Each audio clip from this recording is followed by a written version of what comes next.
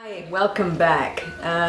So good to have you here. We're talking again about the third circle protocol, and just to remind you, it's about the protocol is about that unspoken contract that we have with relationships. So there's you, there's me, and that relationship that we create, the third circle. How do you keep it healthy? How do you keep it vibrant? And how do you keep it working really well for you? And nowhere is it more important than when you run up against trouble with a relationship, like with an ex. And you know, the thing about having an ex in your life is that at one time we loved these people. We shared a life with them, we shared joy with them, and now somehow we've been dumped or we've dumped them. So whether you're a dumper or a dumpy, there's all sorts of emotions that come up with it, and none of them are pleasant. Having said that, we have to find a way of making it work. We have to find a way of handling that situation with grace, taking the high road so that you don't regret anything you say or do in the tumult of all of these emotions. Not all the time, but most of the time, departures from a relationship are rancorous, and people say and do things that they sometimes regret later. You don't want to be one of these people. The reality is there's going to be drama in any division of relationships.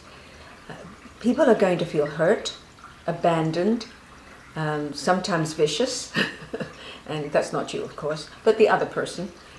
How do you handle that? What do you do? Well, one of the things to do is to recognize that we all have 3 buttons. And when your partner is becoming unfriendly, unkind, and it starts pushing your buttons, it's important that you understand which button they're pushing. And the 3 buttons, and we talk about this in the book, the 3 buttons are: I'm not good enough, I'm stupid, and the third one is I don't exist or I don't matter, or what I call the death button. And if you look, when someone attacks you in a way, and it can be in a sideways, it can come in as a comment like, well, of course you should know better than that, something like that, and you react viscerally, then ask yourself which of those 3 buttons is being pushed. I'm stupid, I'm not good enough, or I don't matter. The death button, you don't exist. In other words, they're talking over you, talking around you.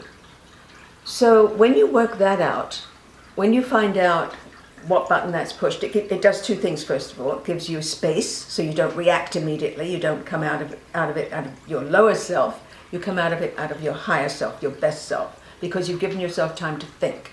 And you go back to your sense of values and find out where you're going to respond to that. If at all. You may not have to respond. Now, the only time things are different is if there's children involved. And I'm not going to get into it in depth here because that's a lot to discuss. But I will say one thing to you. If there's children involved in a breakup, please don't bring the children into it. Please don't talk to the children in a negative way about their other parent.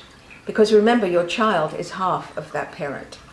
You talk negatively about the mother or the father, then they're going to see that part of themselves as negative, and you don't want to do that to your kid. So think about taking the high road. Think about handling it from your best self. It's not going to be easy. It's going to be filled with potential drama, because you're not going to get caught up in it. You're going to handle it with grace and charm and the best part of you. And if I can help, just let me know. See you next time.